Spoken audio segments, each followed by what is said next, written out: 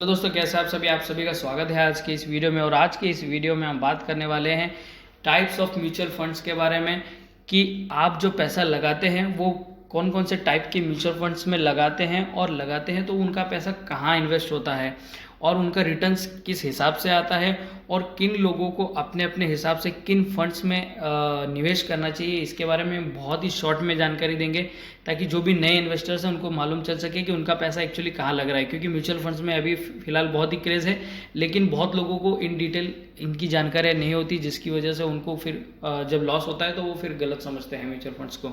तो सबसे पहले हम बात करेंगे मार्केट कैप के हिसाब से। तो मार्केट कैप के हिसाब से 3 कैटेगरीज में फंड्स आते हैं, जो कि लार्ज कैप, मिड कैप और स्मॉल कैप में है। लार्ज कैप का आपको दिख रहा होगा, या मार्केट कैप जो होता है 20,000 करोड़ के ऊपर जो कंपनियां होती हैं जिनका मार्केट कैप, तो वो लार्ज कैप के अंडर आती है। ये मोस्टली ब्लू चिप कंपनियां होती है जो बहुत बड़ी बड़ी जाइंट कंपनीज होती है, जैसे टाटा, रिलायंस, TCS, ITC, इस तरह की जो बहुत बड़ी बड़ी कंपनियां होती है ब्लू चिप के अंडर आती है। तो ये इनका एक स्टेबल ग्रोथ होता है और ये बहुत ही बड़ी होती है साइज में भी।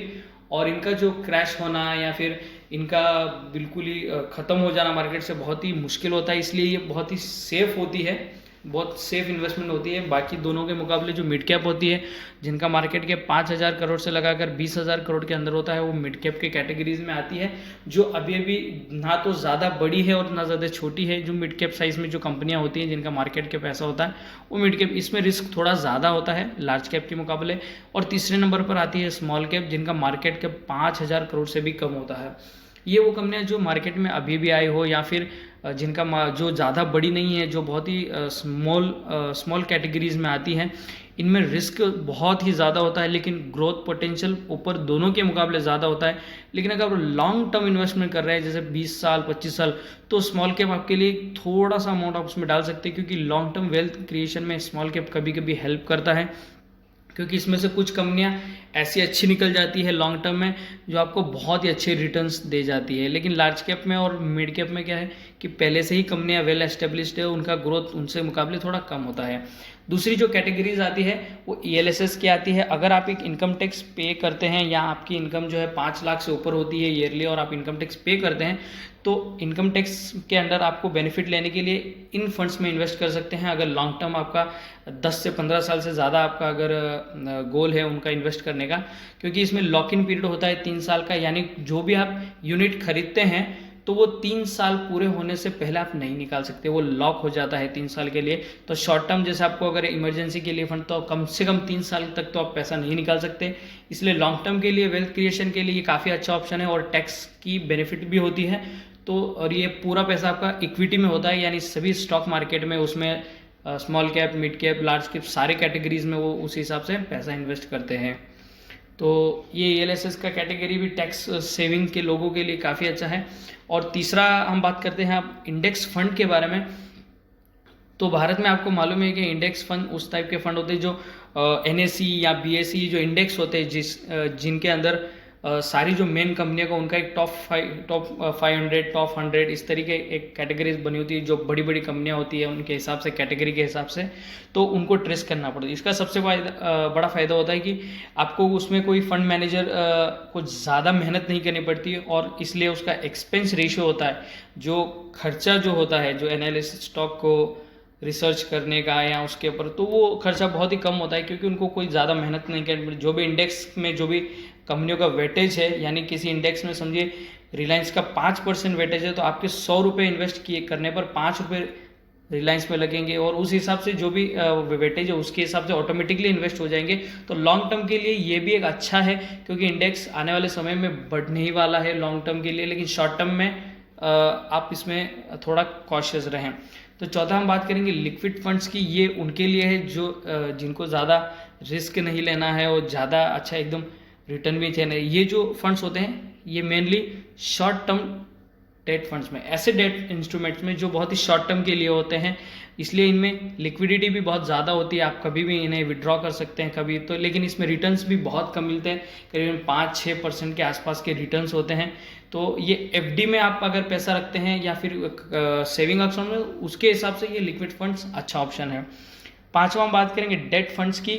ये एक फिक्स्ड इनकम की तरह होते हैं और ये मेनली बॉन्ड्स, सिक्योरिटीज़ और इस तरीके में इन्वेस्ट करते हैं। जो इनका जो सबसे बड़ा एक ड्रॉबैक होता है वो आप कभी भी इन्वेस्ट करते वक्त ये इनका जो इन्वेस्टमेंट है यानी बॉन्ड, सिक्योरिटी, उनकी जो रेटिंग्स होती हैं उनको ज़रूर चेक कर ले कि उनकी किस तरीके से रेटिंग। अगर अच्छी कंपनियों में इन्होंने बॉन्ड्स या सिक्योरिटीज़ में इन्वेस्ट किया है तो सेफ है, अन्यथा थोड़ा सा क्रेडिट रिस्क हो सकता है। अगर कोई कंपनी डिफ़ॉल्ट कर जाए उनका इंटरेस्ट पेमेंट करने पे तो क्रेडिट रिस्क भी बड़ा होता है। लेकिन ये ओवरऑल एक सेफ इन्वेस्टमेंट होती ही है क्योंकि वो लोग अच्छी कंपनी में ही इन्वेस्ट करते हैं।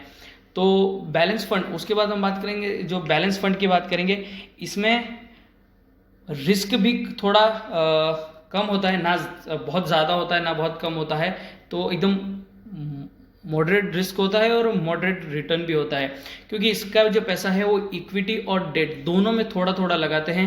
अब वो कितना अमाउंट किस में लगाते हैं, कितना इक्विटी में लगाते हैं, कितना डेट में लगाते हैं, ये मार्केट कंडीशन के हिसाब से जो फंड मैनेजर होता है वो तय करता है। लेकिन स्टेबिलिटी के लिए ये बैलेंस, इसीलिए उनको बैलेंस किया जाता है दोनों की तरफ। तो साथ में हम बात करेंगे हाइब्रिड फंड्स के बारे में। ये भी बैलेंस फंड्स की जैसे ही होते हैं थोड़े थोड़े, लेकिन इसमें फ़र्क इतना ही होता है कि इक्विटी का जो परसेंटेज होता है वो कम होता है और जो डेट फंड का जो प्रोपोर्शन होता है वो थोड़ा ज़्यादा होता है, जिसकी वजह से ये थोड़ा और कम रिटर्न देंगे लेकिन बैलेंस फंड के हिसाब से थोड़ा स्टेबल होते हैं। तो जिन लोगों को ज़्यादा रिस्क नहीं लेना है और एक स्टेबल इनकम चाहिए या फिर स्लो ग्रो करे तो भी चलेगा, तो उनके लिए अच्छा है। ये उनके लिए हो सकता है जो रिटायर हो चुके हो या फिर जो एक पेंशनर्स हैं उनके लिए भी काफ़ी अच्छा ऑप्शन हो सकता है थोड़ा थोड़ा अमाउंट इसमें डालने का। और आठवां हम बात करेंगे गिल्ट फंड की। ये फंड सबसे सेफ होते हैं क्रेडिट के हिसाब से, क्रेडिट रिस्क के हिसाब से बहुत ही सेफ होते हैं क्योंकि ये केवल और केवल गवर्नमेंट सिक्योरिटीज़, गवर्नमेंट बॉन्ड्स में ही इन्वेस्ट करते हैं। और आपको तो मालूम है गवर्नमेंट इस तरह के बॉन्ड या सिक्योरिटीज़ कभी भी डिफ़ॉल्ट नहीं करती है, गवर्नमेंट के पास पैसा आपका सेफ रहता है। तो जिसको बिल्कुल भी रिस्क नहीं लेनी है अपनी क्रेडिट पर तो वो इन फंड्स में इन्वेस्ट कर सकते हैं। इन फंड्स का रिटर्न थोड़ा कम ज़रूर होता है लेकिन रिस्क भी बहुत कम होता है। तो वो कहते हैं ना, रिस्क है तो इसके उस हिसाब से है, तो आप जितना ज़्यादा रिस्क लेंगे उतना ज़्यादा आपको रिटर्न्स भी मिलेगा। तो दोस्तों वीडियो आपको अच्छा लगा हो तो ज़रूर लाइक, शेयर और सब्सक्राइब ज़रूर करें और बेल आइकन पर बटन ज़रूर दबाएं।